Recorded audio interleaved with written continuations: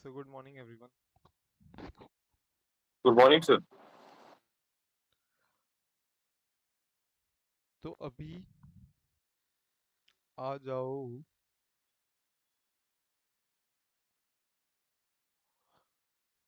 ऐसे 600 के क्वेश्चंस में। यस, सबसे पहले तो बताओ रिवाइज कर लिया है क्या? ऐसे 600 सीरीज पूरी? यस। सिर्फ धनलक्ष्मी ने किया क्या रिवाइज? हाँ, धीरज, Nidhishree, Nikita.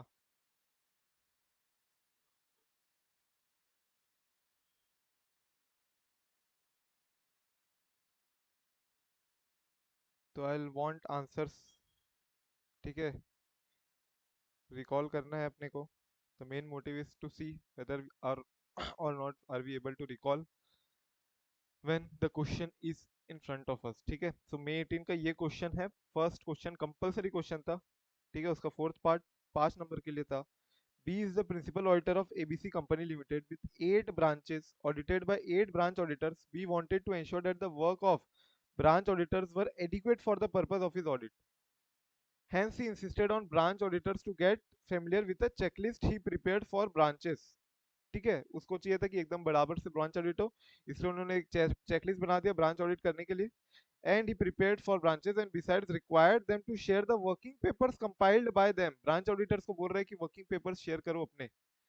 Working papers that were compiled by the branch auditors, principal auditor wanted those branch working papers for his review and return. Is principal auditor within his right in asking for such sharing of working papers? Question simple है, but question 5 mark के लिए समझो। तो इसमें से question को की points तुमको समझना पड़ेगा कि क्वेश्चन में क्या क्या चीजें हुई है और क्वेश्चन क्या मांग रहे हैं एग्जैक्टली।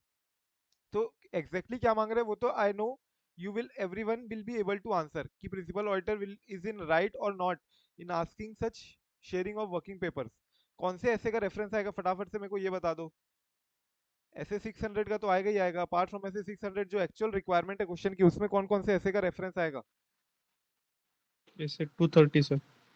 एंड ऐसे 230 के अलावा एक और आ सकता है जहाँ पे दिया हुआ है वर्किंग पेपर्स के लिए।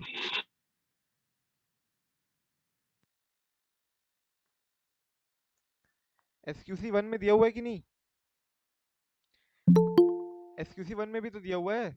ऐसे 230 में दिया हुआ है ना, एसक्यूसी वन में भी दिया हुआ है, right? So SA 230 SQC one you will have to mention कि as per SA 230 auditor can share working papers available, cannot share working papers actually, but make available portions of or extracts of the working papers at his discretion to the client, है ना? At his discretion to the client if he is willing so, and provided in no such circumstances it should undermine the validity of the work that was performed by the auditor, or it should not undervalue the independence of the auditor. So independence और जो उसने काम किया उस पे कोई भी आँच नहीं आनी चाहिए, समझ के चलो। ठीक है, तो उस केस में वर्किंग पेपर्स तुम शेयर कर सकते हो, वो तो एग्जैक्टली आंसर है। इसके अलावा तुम लोग और क्या सोच सकते हो? ऐसे 600 में क्वेश्चन में देखो, ब्रांच ऑडिटर और तुम्हारा जो प्रिंसिपल ऑडिटर है उनके बीच में बातें के लिए और क्या क्या चीजें आती है ऐसे 600? याद आ रहा है ऐसे 600 में और क्या क्या चीजें होती थी? ब्रांच ऑडिटर और प्रिंसिपल ऑडिटर के बीच में क्या ब्रांच ऑडिटर प्रिंसिपल ऑडिटर, जो प्रिंसिपल ऑडिटर और ब्रांच ऑडिटर है, क्या प्रिंसिपल ऑडिटर को विजिट प्रिंसिपल ऑडिटर चाहे तो विजिट कर सकता है क्या? यस, प्रिंसिपल ऑडिटर अगर चाहे तो कंपोनेंट कर सकता विजिट है, कर सकता हूँ। लेकिन कब करना चाहिए उसको? जनरली कब करता है, मतलब जनरली कब करता है?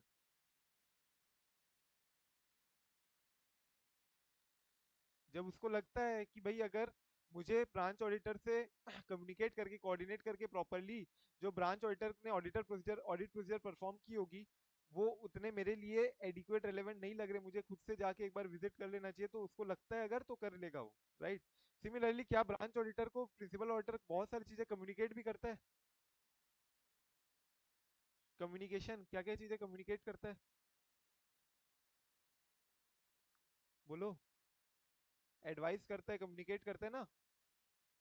डिटेल क्वेश्चनियर भी क्वेश्चनर देता है, और क्या क्या चीजें कम्युनिकेट करता है? इंटर कंपोनेंट ट्रांजेक्शन को कैसे आइडेंटिफाई करेंगे, याद आ रहा है? टाइम टेबल बना के देता है for completion of the audit. Inter component transaction कैसे होगा? टाइम टेबल जो है ऑडिट का तुम्हारा, जो तुमने बोला एक क्वेश्चनर बना के देगा उनको, राइट? सिमिलरली तुम्हारा एडवाइस करेगा, कई सारे इंस्ट्रक्शंस देगा on group manual audit procedure, group accounting policy क्या बोलती है, मैनुअल ऑडिट प्रोसीजर पूरा पूरा क्या है, एज अ ग्रुप क्या क्या करना चाहिए। तो ये सारे जो कम्युनिकेशन है ग्रुप ऑडिट, जो प्रिंसिपल ऑडिटर है, ग्रुप ऑडिटर भी बोल सकते हो, and this will be communicated to the branch auditor. But in no circumstances he can ask for the working papers from the branch auditor। ये सारी चीजें वो कम्युनिकेट करेगा, सब जो भी सर्कमस्टेंसेज है accordingly they will communicate coordinate accordingly, but they can not ask from the branch auditor their working papers, right? तो एक बार देखो आंसर क्या बोलते हैं। There is a need for clear understanding of the role of such auditor and the company's auditor in relation to the audit of accounts of the branch and audit of company as a whole। तो ये बोल रहा है कि सबसे पहले तो भाई अंडरस्टैंडिंग लो कि रोल क्या, किसका क्या रोल है। तुम लोगों ने रोल वाला आंसर भी पढ़ा होगा कि रोल ऑफ प्रिंसिपल ऑडिटर क्या है और रोल ऑफ ब्रांच ऑडिटर भी क्या है, राइट? ये भी आएगा अपने को वापस से। सो वो भी अपन एक बार देखेंगे। तो यही बोल रहे हैं कि एक बार दोनों का रोल देखो, इसका रोल क्या है, ब्रांच ऑडिटर का रोल क्या है, प्रिंसिपल ऑडिटर का रोल क्या है, क्लियर अंडरस्टैंडिंग लो। There is great necessity for a proper rapport between these two auditors। It makes clear that in certain situations the statute governing the entity may confer a right on the principal auditor to visit a component। अगर वो चाहे तो visit कर सकता है, examine कर सकता है बुक्स ऑफ अकाउंट्स को अगर उसको लगता है तो। And principal auditor would normally be entitled to rely upon the work of the auditor. क्या हम ब्रांच ऑडिटर के वर्क पे रिलाई कर सकते हैं? क्या yes, we can rely upon the branch auditor's work, right? We can rely upon the branch auditor's work absolutely. Unless हमको कोई डाउट अराइज हो रहा है तो, अनलेस हमको कोई डाउट अराइज हो रहा है तो we can then visit the component और examine the books of accounts by ourselves। But unless and until those special circumstances arises where a doubt or suspicion arise, then we can rely, normally we are entitled to rely upon the work of the branch auditor, right? So तुम branch auditor के work पे rely कर सकते हो। That is what they wanted to emphasize here कि तुम क्यों doubt कर रहे हो इतना ज्यादा, why are you doubting so much? You can rely upon the work of the branch auditor, you can no way in any manner ask working papers from the branch auditors। Further देखो क्या बोलता है, that the work of other auditor is adequate for the principal auditor's purpose. जो other auditor है उसका work है कि नहीं हमारे लिए एडिक्वेट, वो कैसे तुम देखते हो? अपन ने देखा था सीसीओ देखते थे अपन, competency capability objectivity, right? Other auditor का और भी चीजें थी। So when using the work of another auditor the principal auditor should ordinarily perform ये सारी प्रोसीजर, कि हमारे बीच में प्रॉपर कोऑर्डिनेशन होगा ना, प्रॉपर कम्युनिकेशन होगा ना, जितनी अरेंजमेंट्स है, एडवाइस है, इंस्ट्रक्शन है, टाइम टेबल क्या है कंप्लीशन का, इंस्ट्रक्शन क्या क्या है, और इंटर कंपोनेंट ट्रांजेक्शन कैसे आइडेंटिफाई करना है, और कोई स्पेशल ट्रांजेक्शन है, स्पेशल कंसिडरेशन है, राइट? सो ये सारी बातें यहाँ पे आ जानी चाहिए।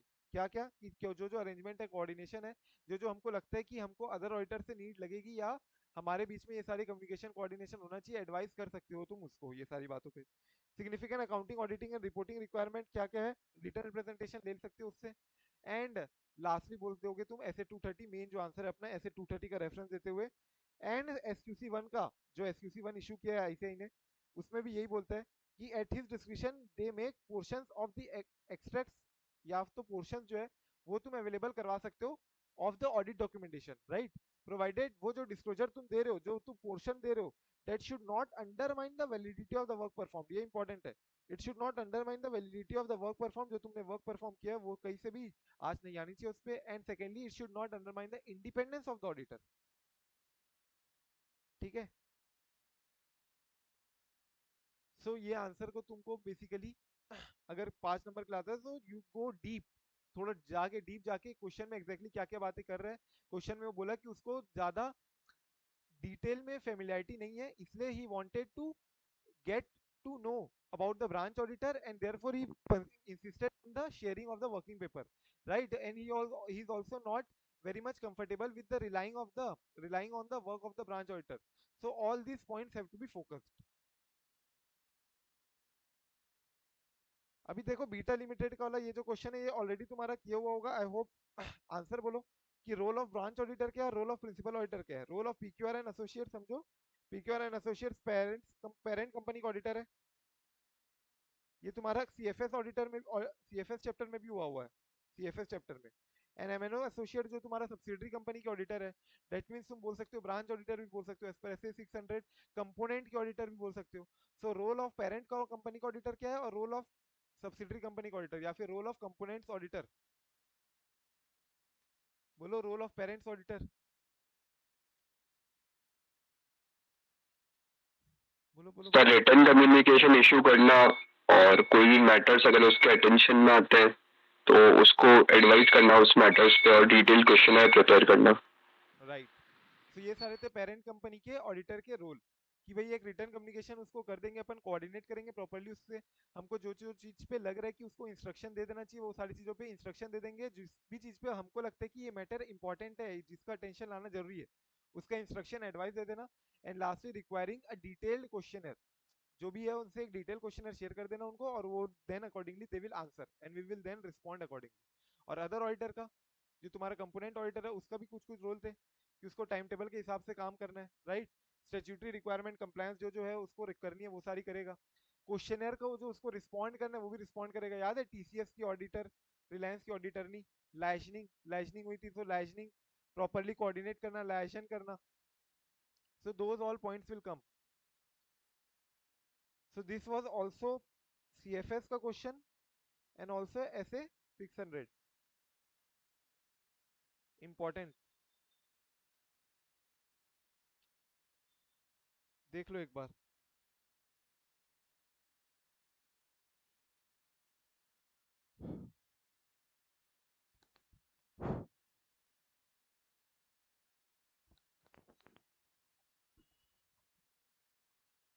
क्लियर। अभी आ जाओ, नवंबर 17 का एग्जाम क्वेश्चन है ये अपना डिस्कस किया हुआ है। एक तुम्हारी कंपोनेंट है जो कि यूएसए में है, ठीक है, बाकी तुम्हारा टर्नओवर है 25 करोड़, और जो तुम्हारी एक कंपोनेंट है जो यूएसए में है वो उसका कंपोनेंट का टर्नओवर था 10 लाख, 10 लाख, ठीक है। सो व्हाट दे टोल्ड कि यूएसए वाली जो कंपोनेंट है वहां पे बाढ़ आ गई, सुनामी आ गई, तूफान आ गया, जो भी आ गया, जिसके कारण पूरे पूरे फाइनेंशियल रिकॉर्ड्स खराब हो गए, डैमेज हो गए, जिसके कारण वहां के फाइनेंशियल स्टेटमेंट बन नहीं पाए, और फाइनेंशियल स्टेटमेंट बनी नहीं है तो हमारे फाइनेंशियल स्टेटमेंट में कंसोलिडेट भी नहीं हो पाए, हमारे फाइनेंशियल स्टेटमेंट में कंसोलिडेट नहीं हो पाए। So as a statutory auditor how will you report on the same, ये हमारा डिस्कस किया हुआ है 2 बार क्लास में, बोलो।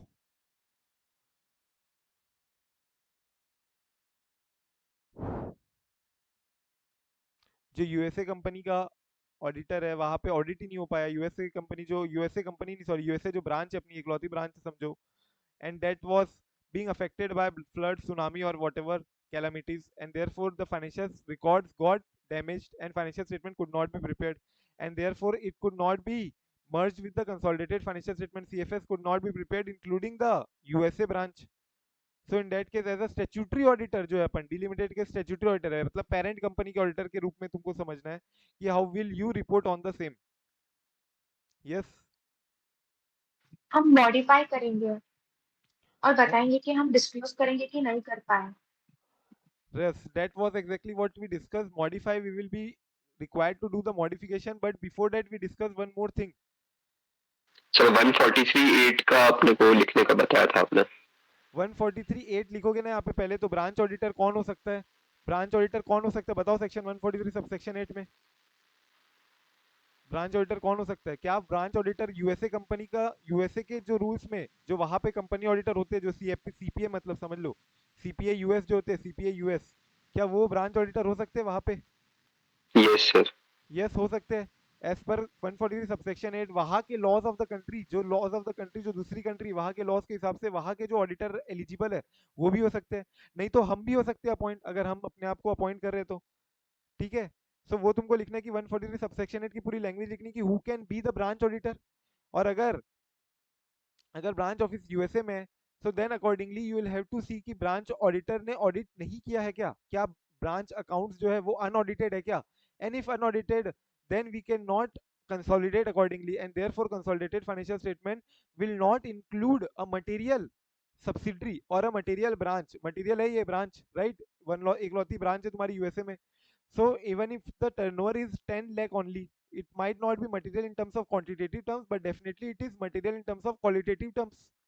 This we discussed कि क्वांटिटेटिव क्वालिटेटिव दोनों पैरामीटर्स में तुमको मटेरियलिटी डिस्कस करनी पड़ सकती हो सकता है, and then accordingly will see कि considering that the branch is material, considering that the branch is material and is not consolidated, right, at the HO level it is not consolidated, and as a parent auditor, as a statutory auditor of D Limited, we will have to then modify our opinion that the entire financial records are not included in the financial statements. Clear है? देखो एक बार 143 subsection 8 में कौन branch auditor हो सकता है?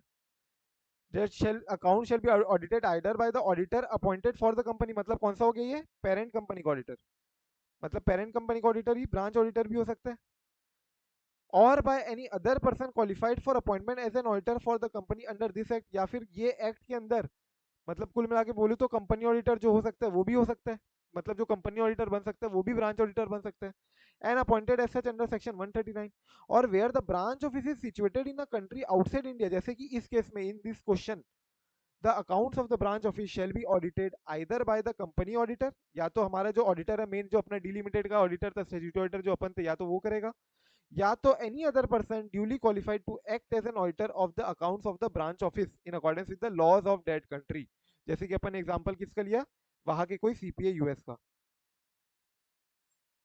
Correct? Yes.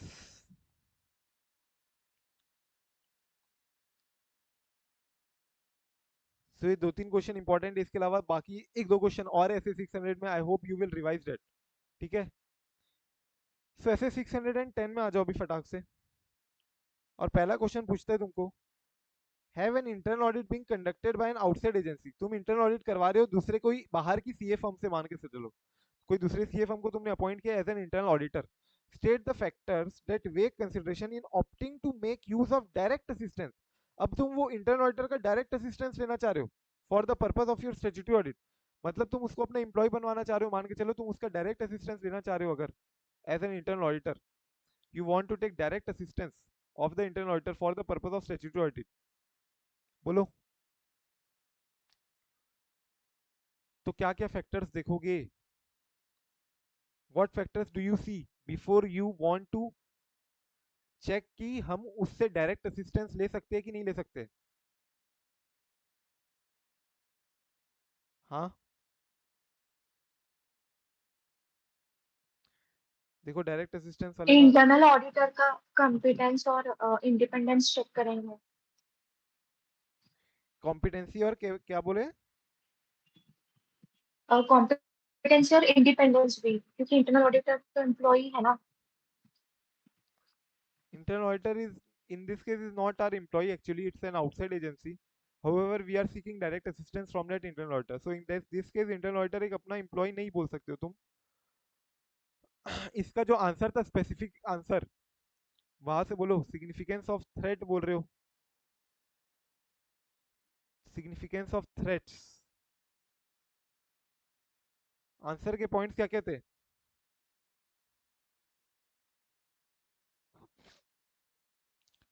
यहाँ पे क्या पूछ रहे तुमको, तुम क्या क्या फैक्टर सोचोगे इन ऑप्टिंग ऑप्टिंग ऑप्टिंग, तो मैंने तुमको डिफरेंशिएट करवाया था, तुमको याद होगा तो ऐसे 610 में दो जगह डिफरेंशिएट कराया था, एक तो डायरेक्ट असिस्टेंस में भी दोनों आंसर में डिफरेंशिएट करवाया था, और एक डायरेक्ट असिस्टेंस तुम यूज कर रहे हो अगर वर्क ऑफ इंटरनल ऑडिटर, जो यूज कर रहे हो अगर इंटरनल ऑडिटर के वर्क को यूज यूज के केस में भी मैंने दो पार्ट किए थे, दो डिवाइड किया था, याद है क्या किसी को? अगर तुम अभी तक डिसाइड नहीं किए हो, तुम ये सोच रहे हो कि मुझे यूज करना चाहिए कि नहीं करना चाहिए, इंटरनल ऑडिटर के वर्क को यूज करना चाहिए कि नहीं करना चाहिए, तो क्या आंसर आएगा?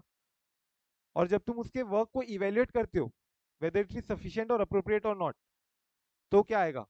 तुमने डिसाइड कर चुका है यूज करने के लिए, opting to make use of work of internal auditor, and then you see कि इवेल्युएट करना कि देन सफिशिएंट और अप्रोप्रिएट है कि नहीं, एडिक्वेट है कि नहीं मेरे लिए, ये जो वर्क उसने परफॉर्म किया है, इंटरनल ऑडिटर ने जो वर्क परफॉर्म किया, adequacy of that work that has been perform. तो देखो एक बार वापस से मैं तुमको रिवाइज करवा देता हूँ क्विकली, देयरफॉर अपना एक थोड़ा क्लैरिटी वापस से आ जाए। देखो ये था अपना इंटरनल ऑडिटर वाला ऐसे, ठीक है, using the work of internal auditor, इसमें अपन ने देखा रिलेशनशिप वगैरह, तो I am not going that, but exactly जहां पे कंफ्यूजन होता है मैं सीधा वहां पे जा रहा हूँ। देखो ये वाला जो क्वेश्चन है, determining weather in which area कौन से एरिया में अगर हम करना चाह भी रहे तो कौन से एरिया में, एंड टू व्हाट एक्सटेंट, कितने एक्सटेंट में the work of IAF internal audit function can be use. तो अभी हमने डिसाइड नहीं किया है, अभी हम ऑप्ट कर रहे हैं। अगर हम सोचे कि हम क्या क्या फैक्टर्स सोचे कि हमको यूज करना चाहिए या नहीं करना चाहिए, और यूज करें तो कौन से एरिया में करें, कितने एक्सटेंट तक करें, ये सब डिटरमाइन करने के लिए तुमको इवेल्युएट करना है IAF। इवेल्युएट करना है IAF, जहां पे अपन वो CCO वाला पॉइंट बोलेंगे। तुमको CCO बताना है, competency, capability, approach and objectivity of the internal auditor and application of systematic and discipline approach. और इसी का फिर नेगेटिव पॉइंट बोलना था, यस करेक्ट, OCA, यस। सो OCA बताना था, और OCA को फिर नेगेटिव करके बोलना था कि we will not use the work of internal auditor अगर वो ऑब्जेक्टिव नहीं है, राइट, अगर वो कॉम्पिटेंट नहीं है, लैक सफिशिएंट कॉम्पिटेंट, अगर वो ऑब्जेक्टिव नहीं है, do not adequately support the objectivity of the internal auditor. So इसको उल्टा करके बोलना था जो आंसर, राइट, एंड एग्जैक्टली उसको फिर देन कंक्लूड करना था OCA प्लस ये वाला आंसर से। तो देखो ये क्वेश्चन में क्या पूछा था तुमको कि statutory auditor of the company for his view and reporting can CA Kishore rely on such report. क्या हमको रिलाई करना चाहिए कि नहीं करना चाहिए, whether we can use the work of internal auditor और not, can we rely, can we use the work of internal auditor or not, should we opt to use the work of internal auditor or not, or in which areas and to what extent। ये अगर आता है तो तुमको ये लिखना है answer. Similarly अगर तुमको पूछता है कि कितना एडिक्वेट है तुम्हारा जो स्पेसिफिक वर्क, इसमें मैंने एक और एग्जांपल दिया था, जब तुमको स्पेसिफिक वर्क देगा कि तुमने इन्वेंट्री के ऊपर ये इंटरनल ऑडिटर का काम को यूज करना चाह रहे हो, या फिक्स्ड एसेट उसने वेरीफाई किया था, फिक्स्ड एसेट फिजिकल वेरिफिकेशन किया था मान के चलो उसने, and therefore you want to use the that physical verification वाला वर्क। तो जो स्पेसिफिक वर्क है वो कितना एडिक्वेट है तुम्हारे लिए, अगर वो तुमको क्वेश्चन आता है तो then you will write this answer. एक बार ये वाले आंसर को देखो, then you will write this answer, are you able to recall और नॉट। क्वेश्चन देखो बाजू में, question, the statutory auditors having determined that the work of internal auditor is likely to be adequate for the purpose of the statutory audit, मतलब यहाँ पे बोल दिया है कि हमारे लिए adequate है जो पूरा internal auditor है, जो हमने यहाँ पे डिसाइड किया ना OCA, तो हमने OCA वगैरह करने के बाद हम यहाँ पे आ गए हैं, OCA करने के बाद हमने डिसाइड कर लिया कि yes they are adequate for the purpose of us, for the purpose of statutory audit it is adequate। Now they wanted to use the work of internal auditor in respect of physical verification of fixed asset, ये एक specific work हो गया, ये एक specific work हो गया, and now you want to evaluation और now you want to do evaluation of this specific work which was done by the internal auditor. So जब अगर स्पेसिफिक वर्क का एडिक्वेसी तुमको बोलेगा इवैल्यूएट करने, स्पेसिफिक वर्क का एडिक्वेसी जैसे physical verification हो गया, इन्वेंट्री का, फिक्स्ड एसेट का, या कोई तुमको बोल दिए कि कोई एक्चुअल वैल्यूएशन वगैरह का तुमने प्रॉपर्ली वर्क को यूज करना है इंटरनल ऑडिटर के वर्क को, अगर कोई स्पेसिफिक वर्क के ऊपर इंटरनल ऑडिटर ने काम किया उसके एडिक्वेसी तुमको देखनी है, तो then this answer will come, this answer will come कि टेक्निकल ट्रेनिंग है कि नहीं प्रॉपर्ली, प्रोफिशिएंसी है कि नहीं, right, DRS properly, direction review supervision हुआ था कि नहीं हुआ था, डॉक्यूमेंटेशन हुआ था कि नहीं हुआ था, एंड देन रीजनेबल कंक्लूजन तुमको ड्रॉ करना है, वो कंक्लूजन तुमने जो ड्रॉ किया वो प्रॉपर्ली डॉक्यूमेंट हुआ है या नहीं हुआ है, जो भी तुमने कंक्लूजन ड्रॉ किया वो जो तुम्हारी वर्किंग्स है उससे मैच हो रहा है कि नहीं हो रहा है, याद है ये सारे पॉइंट्स अपन ने देखे थे, जो तुमने कंक्लूजन ड्रॉ किया है that should match with the workings, that should match with the, that should be consistent ना, जो तुम्हारा रिजल्ट आया है इंटरनल ऑडिटर के वर्क का और जो तुम्हारा रिजल्ट आया, जो तो तुम्हारा कंक्लूजन आया, जो इंटरनल ऑडिटर के वर्क का रिजल्ट आया, वो दोनों मैच होना चाहिए। और कोई भी एक्सेप्शन है, अनयूजुअल मैटर है, तो that has to be disclose by the internal auditors की प्रॉपर्ली रिजॉल्व हो गया या नहीं हुआ है, कोई भी एक्सेप्शन प्रॉपर्ली रिजॉल्व हो गया या नहीं हुआ है। तो ये तो क्वेश्चन में डिफरेंस था जब अपन using the work of internal auditor की बात कर रहे हैं, यूजिंग यूजिंग, इसमें पहले था कि तुमको यूज करना चाहिए कि नहीं करना चाहिए, कितने एरिया, कितने एक्सटेंड, कौन से एरिया के लिए करना चाहिए, और तुमने एक बार डिटरमाइन कर लिया कि हाँ हमको यूज करना है, अगर स्पेसिफिक वर्क के एडिक्वेसी पे अगर क्वेश्चन आता है, so then this answer will come, this answer will come. I hope it is clear. और ये वाला एग्जांपल याद रखना, this is important, this is not yet tested but this can be tested in form of MCQ. MCQ point of view के लिए बहुत important है कि तुम आईएएफ के वर्क को कहाँ यूज कर सकते हो। तुमको अगर ओई टेस्टिंग करनी है, operating effectiveness of the test of internal control, OE testing करनी है अगर, तो तुम वहां यूज कर लो। सब्सटेंटिव प्रोसीजर जहाँ पे जजमेंट ज्यादा इन्वॉल्व नहीं है, लिमिटेड लिमिटेड लिमिटेड छोटा, ज्यादा जजमेंट इन्वॉल्व नहीं, वहां कर लो। इन्वेंट्री काउंट उससे करवा लो, तुम ऑब्जर्व कर लो, बढ़िया, ठीक है। ट्रेसिंग, ट्रांजेक्शन कुछ करवाना है, ट्रेस करवाना है, रेगुलेटरी रिक्वायरमेंट कंप्लाई हुई कि नहीं, सारे कंप्लायंस चेक वगैरह करवाना है, ये सब के लिए तुम इंटरनल ऑडिट फंक्शन के वर्क को यूज कर सकते हो। Example of work of the IAF that can be used by the external auditors. ये हुआ था अपना इंटरनल ऑडिटर फंक्शन। और इसी में मैंने तुमको बताया था डायरेक्ट असिस्टेंस में भी दो पार्ट। जब तुम ऑप्ट कर रहे हो, अभी तक तुमने ऑप्ट ही नहीं किया, तुमको ये सोचना है कि मैं डायरेक्ट असिस्टेंस लूं या ना लूं, तो उसके लिए देखो ये वाला आंसर था।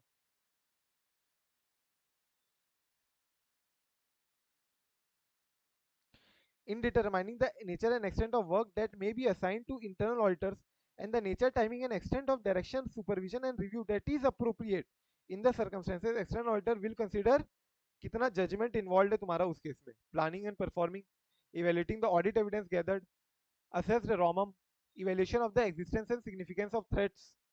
तुम्हारा सिर्फ यही वाला एक पॉइंट आया, बाकी मैंने तुमको ये पॉइंट्स याद करवाए थे बार बार, देखो एक बार याद आ रहा है क्या?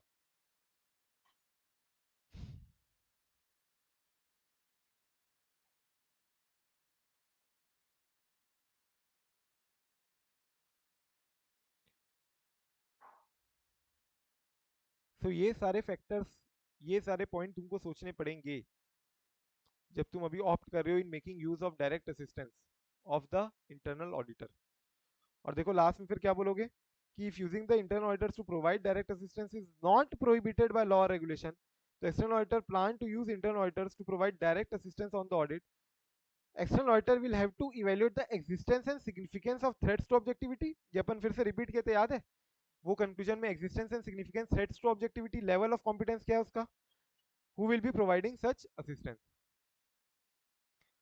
सो कॉम्पिटेंसी तुमने बोला था, थ्रेट्स टू ऑब्जेक्टिविटी बोला था, but that is more with respective perspective of the conclusion, concluding remarks. These points will have to come.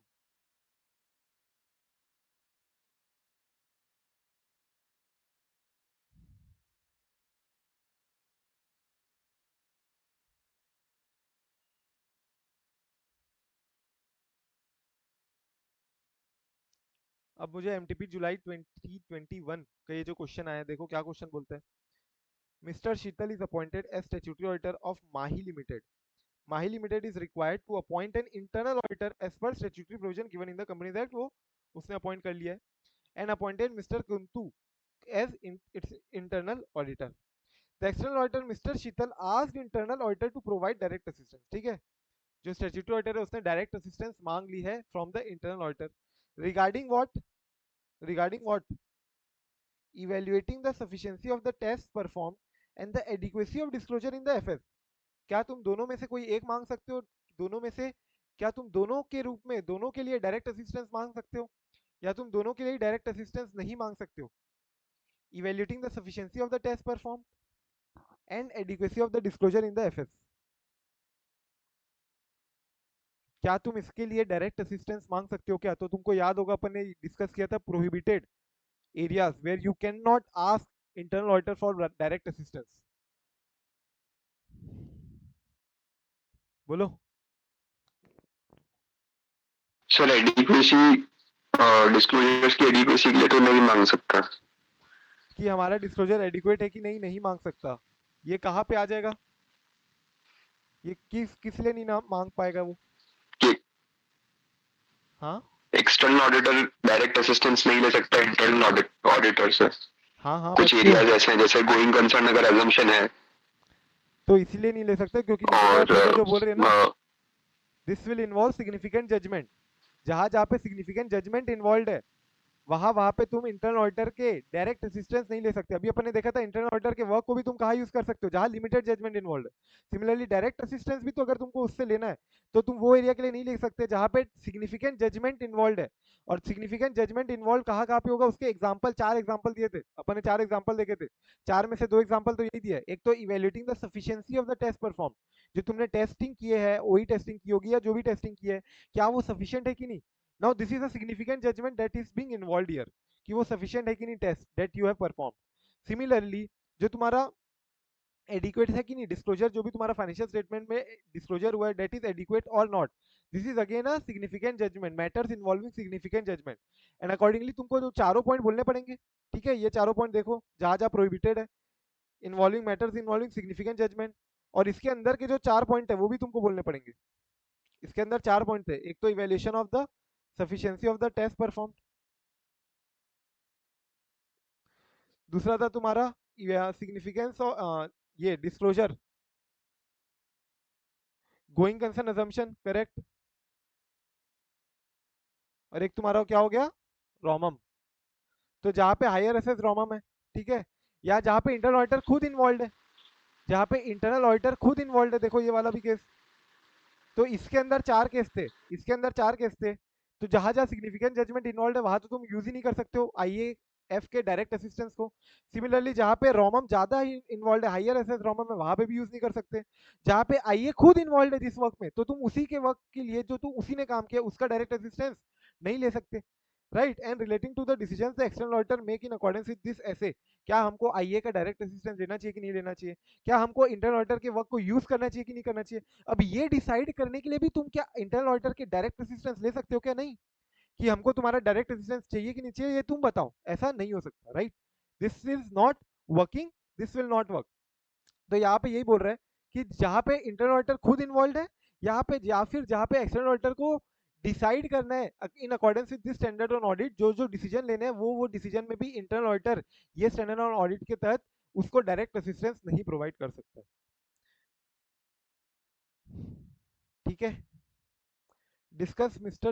Sheetal statutory auditor can ask direct assistance from Kuntu as stated above in review of the relevant standard on auditing। तो तुमको ये properly चारों point लिखना है और वो जो judgement वाला पॉइंट है उसके अंदर के चारों पॉइंट भी लिखने हैं, and then accordingly you will have to conclude. ठीक है,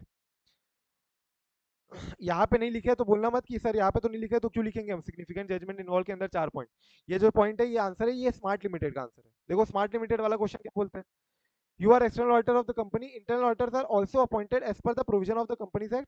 as an external auditor you want to use, as an external auditor you want to use, क्या क्वेश्चन में बोल रहे हैं, you want to use what,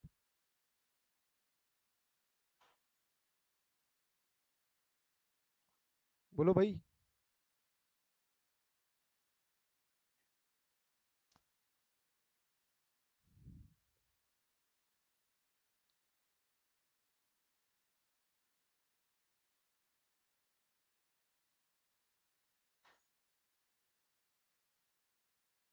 ओहो,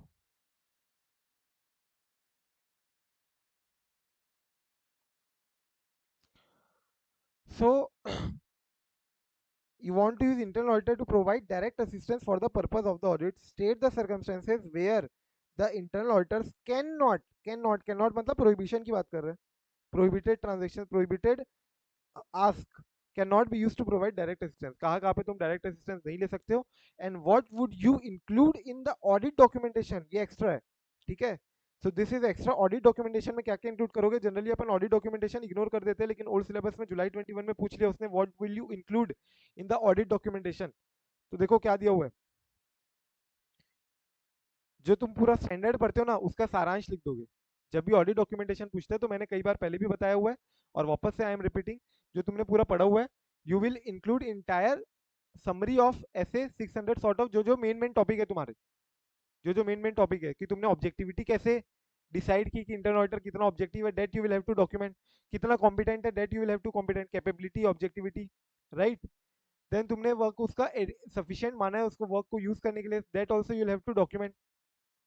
रिव्यू कैसे किया उसकी जो वर्किंग है, everything everything, written documentation, written confirmation जो तुमने कुछ लिया होगा, सो ये सब चीजें तुमको डॉक्यूमेंट करनी है। Audit documentation will include all this things. Clear, yes और नो, धीरज समझ में आ रहा है आंसर कैसे लिखना है। Yes sir. बहुत ज्यादा इंप्रूवमेंट चाहिए था तुम्हारे इसमें। ठीक है sir I am doing Nikita, every day, I am improving sir. Yes Nikita,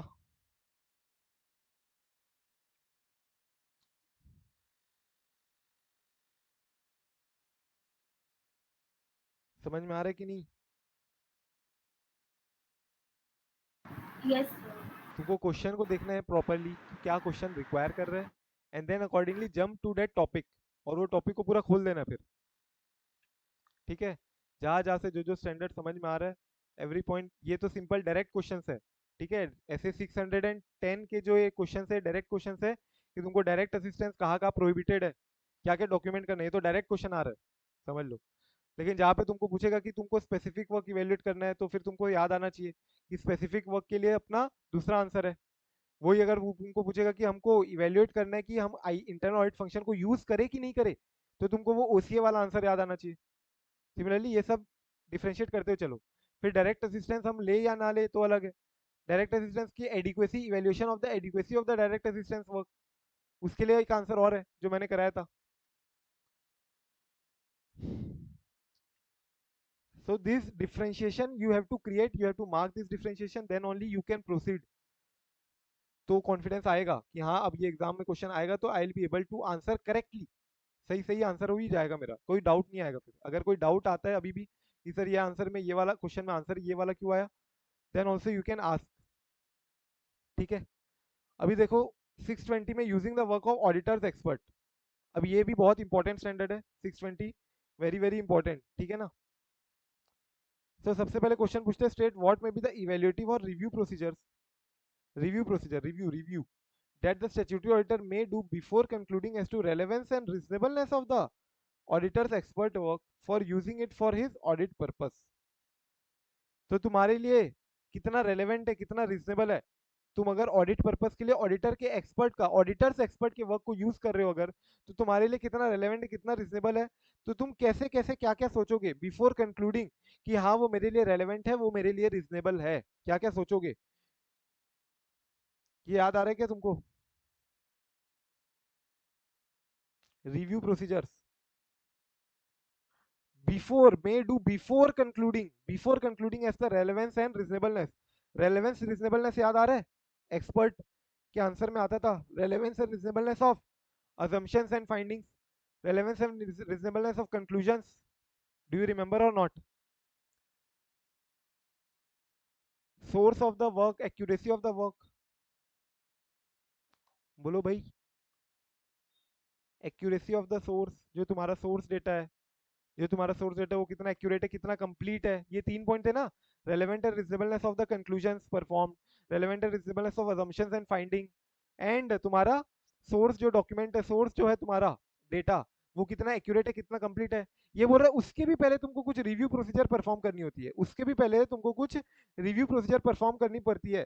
याद है ये कुछ रिव्यू प्रोसीजर अपन ने परफॉर्म किया था, विच वॉज मोर और less similar to audit evidence के लिए जो जो मेथड्स है, methods to obtain audit evidence, OICAI, एक पॉइंट के अंदर OICAI वाले पॉइंट से सारे के सारे रिवाइज किए हो कि नहीं किए हो भाई?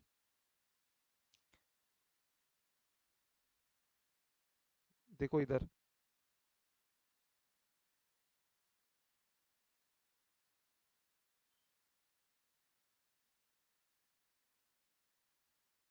ये जो था ये क्वेश्चन सबसे इंपॉर्टेंट था, मैंने बताया था, मार्क दिस एज सब मोस्ट इंपॉर्टेंट। अगर ऐसे 620 से आता है तो 70% चांस है यही से आने का। Evaluating the adequacy of the auditors work, auditors expert work. Auditors expert work को कैसे तुम इवेल्युएट करोगे, कैसे तुम बोलोगे कि एडिक्वेट है कि नहीं, तो तुम वो तो देखोगे कि रेलेवेंट है कि नहीं, रिजनेबल है कि नहीं, हमारा जो असम्पशन है, फाइंडिंग है, ऑडिटर्स एक्सपर्ट की असम्पशन फाइंडिंग वो रेलेवेंट रिजनेबल है कि नहीं, ऑडिटर एक्सपर्ट के जो कंक्लूजन्स है वो रेलेवेंट रिजनेबल है कि नहीं, एंड सिमिलरली जो उसके सोर्स डॉक्यूमेंट, सोर्स डेटा है वो एक्यूरेट कंप्लीट है कि नहीं, सिमिलर टू मैनेजमेंट एक्सपर्ट के जो अपन ने 3 पॉइंट देखा था, सेम सेम सेम वही सेम पॉइंट है। वो तो तुमको बोलना ही है, लेकिन ये क्वेश्चन में बोल रहा है उसके भी पहले तुमको ये रिव्यू प्रोसीजर परफॉर्म करनी पड़ती है। तुमको इंक्वायरी करना पड़ता है, रिव्यू करना पड़ता है, auditor expert working paper report, ये सब तुमको रिव्यू करना पड़ता है। देन कोरोबोरेटिव प्रोसीजर परफॉर्म करनी पड़ती है, और यही कोरोबोरेटिव प्रोसीजर के अंदर मैंने बताया था OICAI है। देखो एक बार दिख रहा है क्या तुमको, कोरोबोरेटिव प्रोसीजर के अंदर OICAI।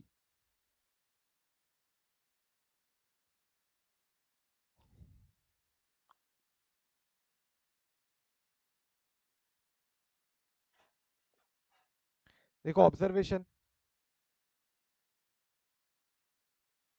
ठीक है, कंफर्मेशन हो गया तुम्हारा, एक्सटर्नल कंफर्मेशन, एनालिटिकल प्रोसीजर हो गया A, रीपरफॉर्मिंग कैलकुलेशंस,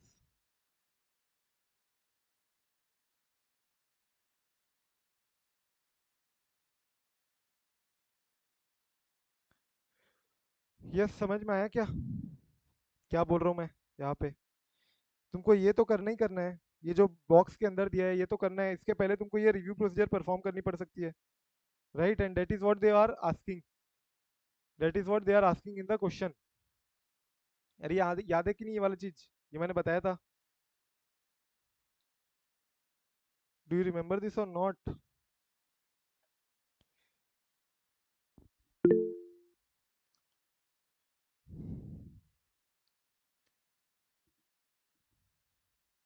हाँ सिद्धार्थ बोलो।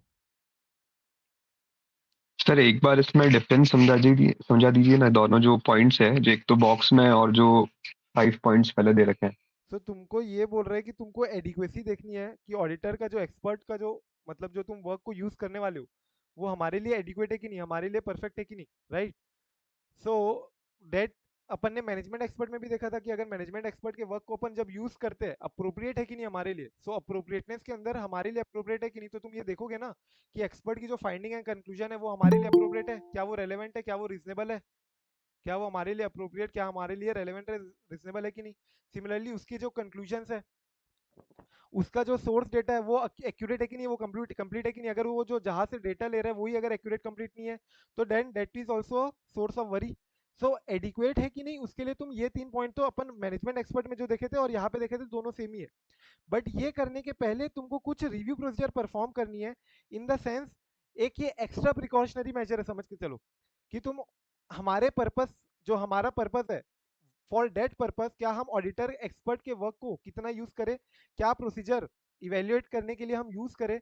सो we will inquire with that expert, we will review कि एक्सपर्ट के वर्किंग पेपर्स कैसे है, रिपोर्ट कैसा है, और कुछ कोरोबोरेटिव प्रोसीजर देखेंगे, अनदर एक्सपर्ट से डिस्कस करेंगे।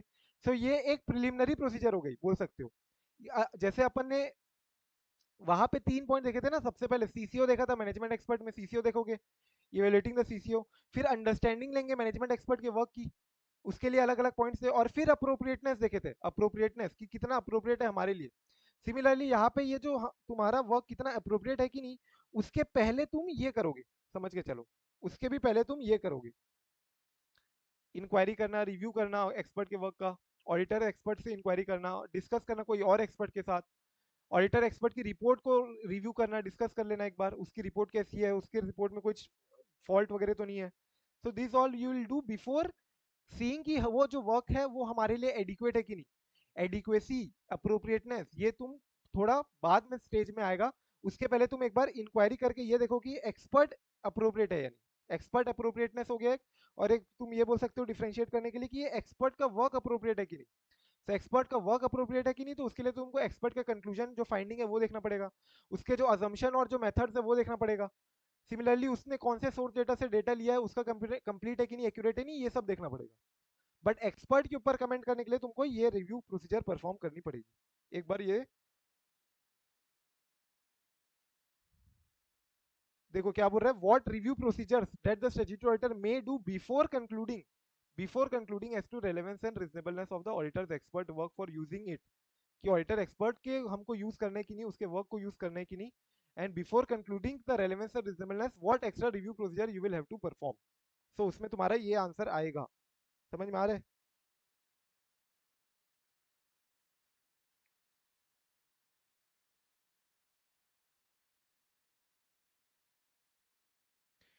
और इसके अलावा relevance, reasonableness and source data का एक्यूरेसी, कंप्लीटनेस, ये तो तुम्हारा सदाबार एवरग्रीन पॉइंट्स है, ये तुमको याद रहेंगे ही रहेंगे, आई होप सो। ठीक है।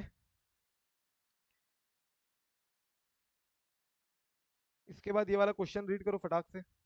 Steel manufacturing company, the manufacturing process required raw material as iron ore for which large stock was maintained by the company at year end 31st March 2019. The nature of raw material is such that its physical verification requires involvement of an expert. Physical verification अब involvement चाह रहे हैं expert की, मतलब physical verification में expert involvement important है। Now management hired their expert, management expert है, ये कौन सा expert है, ऐसे 500 वाला, ठीक है, मैनेजमेंट एक्सपर्ट है। For stock taking and auditor, stock taking मतलब वही काउंटिंग करना, and auditors also involve, auditor expert ये हुआ तुम्हारा ऐसे 620 वाला for the stock taking. Now auditor observe that the work of the auditor expert was not adequate four auditors purpose. हमने बोल दिया कि ऑडिटर का एक्सपर्ट है जो, वो हमारे लिए एडिक्वेट नहीं है, was not adequate for auditor's purpose and the auditor could not resolve the matter through additional audit procedure। जब तुम्हारे लिए अगर अप्रोप्रिएट नहीं होता है, ऑडिटर एक्सपर्ट अगर तुम्हारे लिए अप्रोप्रिएट नहीं होता है, तो तुमको एडिशनल ऑडिट प्रोसीजर परफॉर्म करनी होती है। Do you remember this, additional audit procedure अपन को परफॉर्म करनी पड़ती है, और अगर अब पॉसिबल है तो कोई और एक्सपर्ट को भी इन्वॉल्व करना पड़ सकता है तुमको। सो ये बोल रहे हैं कि तुमको एडिशनल ऑडिट प्रोसीजर से भी बात नहीं बनी है, which included further work perform by both auditor expert and the auditor.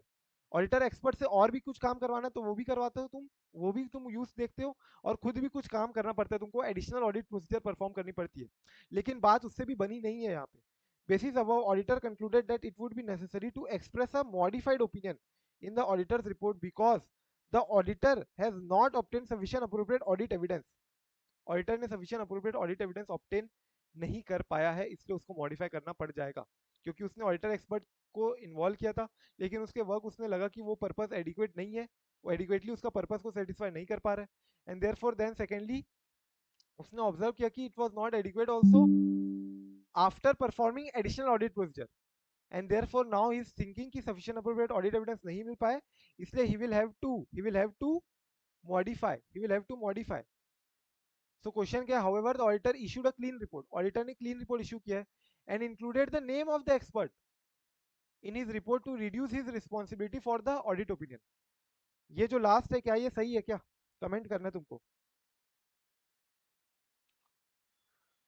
Comment करना है तुमको, बताओ फटाफट से।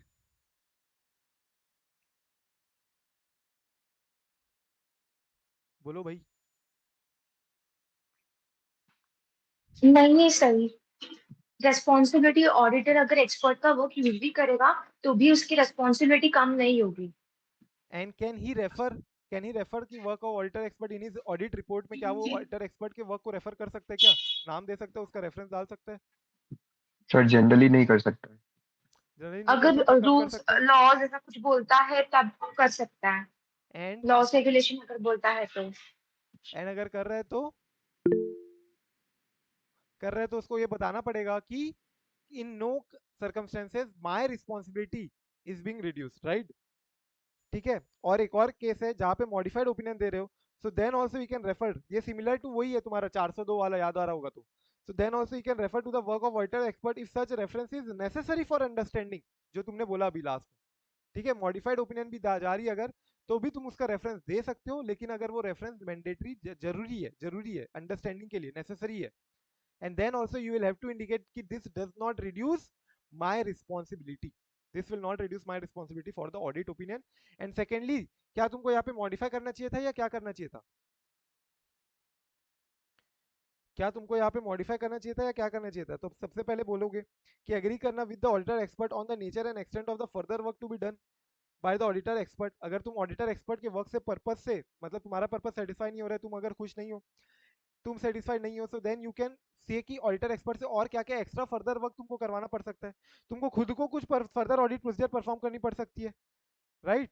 एंड देन अगर नहीं हो रहा, इससे भी एडिक्वेसी इन्वॉल्व, तो तुमको मॉडिफाई करना पड़ेगा। क्लियर है? तो देखो ये दोनों क्वेश्चन बहुत इंपॉर्टेंट है, if you ask me, most probably बहुत चांसेस है लास्ट क्लास से ये जो लास्ट पोर्शन है ये आने का, ठीक है?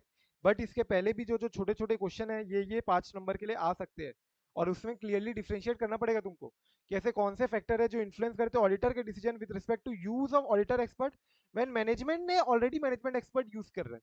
तो ये अगर क्वेश्चन पूछ रहे कि मैनेजमेंट ने मैनेजमेंट एक्सपर्ट यूज किया है, अब तुम बताओ कि तुमको क्या ऑडिटर एक्सपर्ट यूज करना चाहिए कि नहीं करना चाहिए, तो तुम्हारा आंसर आएगा ये। लेकिन ये क्वेश्चन पूछते हैं कि तुमको ऑडिटर एक्सपर्ट से एंगेजमेंट लेटर जो होता है, एग्रीमेंट लेटर जो होता है, उसमें क्या क्या सोचना पड़ेगा और क्या क्या फैक्टर्स तुमको वारंट करते कि तुम एक राइटिंग में ऑडिटर एक्सपर्ट के साथ रिटर्न में ले लो, तो तुम्हारा ये वाला आंसर आएगा। ये आंसर अपन ने देखा था, right?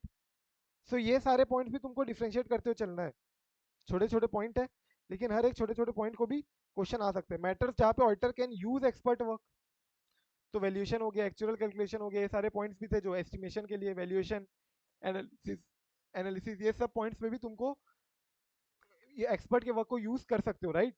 All the balance sheet item तुम एक बार के लिए बोल सकते हो, बैलेंस शीट आइटम या फिर प्रॉफिट एंड लॉस में तुम्हारा एक्चुअल असम्पशंस जो होते हैं, एम्प्लॉई एक्सपेंसेस वगैरह, वो सब के लिए तुम्हारा ऑडिटर एक्सपर्ट वर्क यूज आ सकता है, एक्सपर्ट के वर्क को तुम यूज कर सकते हो एज एन ऑडिटर।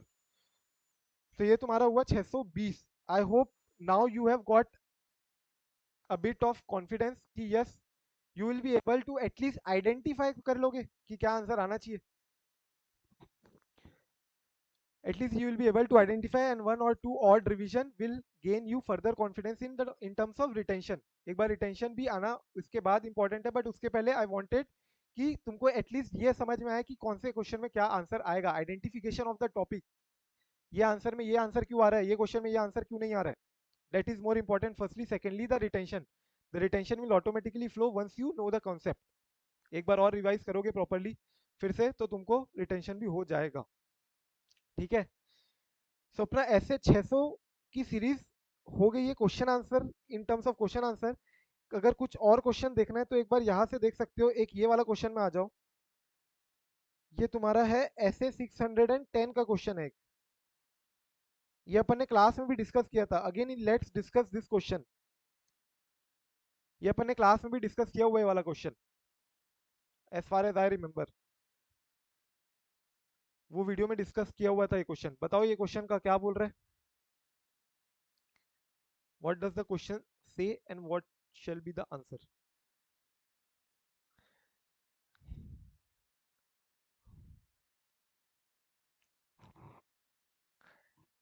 देखो अपने जो कंपाइलर में है, जितने क्वेश्चंस अपन ने कवर किए कंपाइलर में, दोज आर से आई वुड से कि कंपाइलर में मैंने वो क्वेश्चंस रखे जो इंपॉर्टेंट है firstly. Secondly for the purpose कि यू नो एग्जैक्टली कि how ICI rights the answer. ठीक है. उसके लिए मैंने कंपाइलर में वैसे आंसर क्वेश्चन आंसर के रूप में कई कंपाइलर अलग से दिए. इफ यू आस्क मी, अपने मोस्टली सारे क्वेश्चन यहाँ पे ही कवर्ड है. देखोगे तो यहाँ पे मोस्टली क्वेश्चंस कवर्ड ही है. यहाँ या तो बाजू में कवर्ड है या ऐसे के लास्ट में कवर्ड है. बट आई हैव एंश्योर्ड कि मोस्टली सारे क्वेश्चंस यहाँ कवर हो जाए इन द चैप्टर इटसेल्फ. अगर एक आध क्वेश्चन तुमको लग रहा है कि नहीं है कवर्ड तो तुम यू कैन इंक्लूड दैट. अगर पूरे तुमको स्टैंडर्ड में दो तीन क्वेश्चन मिल भी रहे कि इंक्लूड नहीं किए हुए हैं तो you can include. But what I am saying कि ये ऑलरेडी इंक्लूडेड है. Just that for the purpose of practice and to see कि I say how they write the answer, how they expect students to write the answer, suggested answer में क्या हो सकता है, क्या आएगा, and what topics exactly they write. So उसके लिए एक बार अपन ने कंपाइलर में इंपॉर्टेंट क्वेश्चंस का एटलीस्ट देख के रखा है. But if you ask me, you can find all the questions from here. ये वाला क्वेश्चन देखो, although these all other questions are not there in compiler, but ये क्वेश्चन एक important क्वेश्चन है. And this question I remember also came in last attempt or last to last attempt में आया भी है ये. मे May 23 या November 22 में.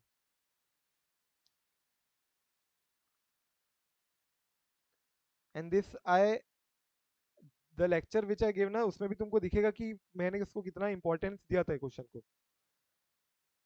बोलो आंसर बोलो फटाफट से. किसमें मांग रहा है direct assistance. in evaluating significant accounting estimate by the management and assessing the ROMM.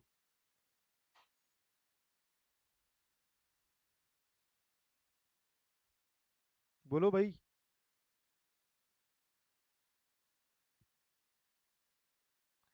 मांग सकते क्या direct assistance. Evaluation of the no sir. Significant accounting estimate and assessing the ROMM. तो तुमको वही पूरा पूरे पॉइंट्स लिखने पड़ेंगे जो अपन ने डिस्कस किया. राइट. एंड क्या तुम्हारा आंसर डिफरेंस होगा अगर mister A ask direct assistance with respect to external confirmation request and evaluation of the results of external confirmation procedure. No sir. Why no? Sir External उसकी confirmation. Independence नहीं रहेगी. Internal auditor employ होगा तो वो external confirmation देगा तो वो independent नहीं होगा, मैनिपुलेट कर सकता. और जो रिजल्ट आया एक्सटर्नल कंफर्मेशन का उसका इवेल्युएशन में, जो रिजल्ट आया है एक्सटर्नल कंफर्मेशन के जो रिस्पॉन्सेज आया है उसके इवेल्युएशन में क्या हम उसका यूज कर सकते हैं. नहीं. Obviously again it involve significant judgment. Right. Significant judgment involve है. Evaluation of the sufficiency of the test perform. So this will again will not be suffice. ठीक है. ये वाला क्वेश्चन नहीं था वो.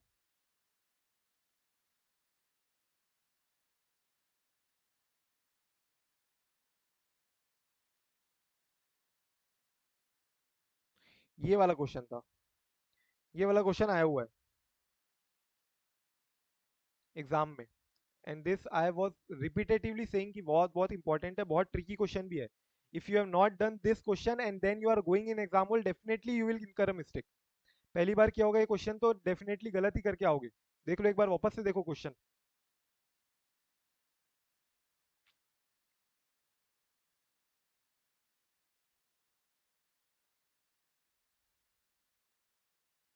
Statutory auditor has assigned the checking of the accuracy of the aging of the account receivable and aging to the internal auditor.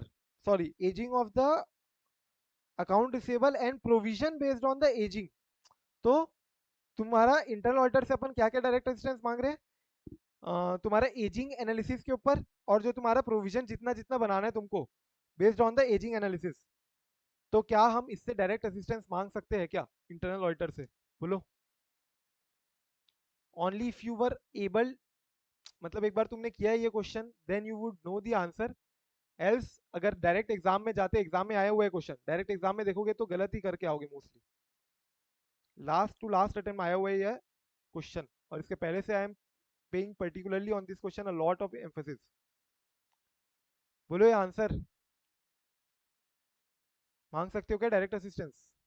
Sir provision के case में तो नहीं मांग सकते, वो हायर असेस रॉमा में. हायर और असेस एजिंग रॉमा. यस. और एजिंग का आपने बताया था कि केवल की ले सकते हैं उस केस में. Ageing right. बनानी तो है सर, वो देख के अपने को कि कितनी सो डेटर की एजिंग एजिंग ही एनालिसिस निकालनी के. है. 30 से 60 दिन में कितने कितने डेटर आ रहे हैं वो निकाल लो सिस्टम में से. 60 से 90 दिन में कितने कितने आ रहे हैं? 90 से 180 में, 180 से 360 में, मोर देन 360.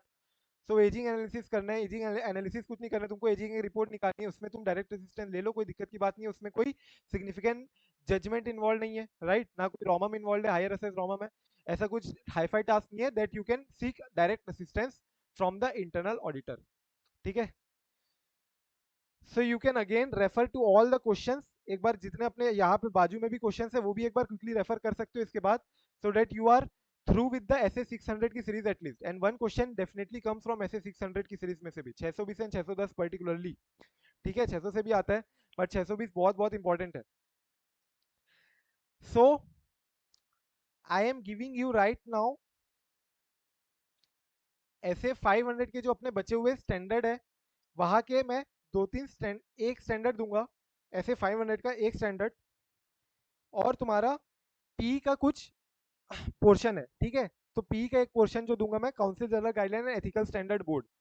तो council general guideline ethical standard board ये अपना बचा है. एंड देन इसके बाद कल मैं दूंगा फिर कोड ऑफ एथिक्स. तो काउंसिल जनरल गाइडलाइन आधी घंटे का, एथिकल स्टैंडर्ड बोर्ड भी आधी घंटे का कुछ है. 17 ऑड मिनट्स का, 17 टू 30 मिनट्स, 20 मिनट्स. सो वो एक बार फिनिश कर लेना. And then tomorrow what we will do, we will be doing schedule 1 का पार्ट 2 3 4. पार्ट 2 3 4 एक बार क्विकली, छोटा सा है शेड्यूल 1 का पार्ट 2 3 4, वो एक बार क्विकली देख लेंगे अपन. And then we will discuss on S 700 की सीरीज. 700 की सीरीज में अपना कौन कौन सा स्टैंडर्ड बचा है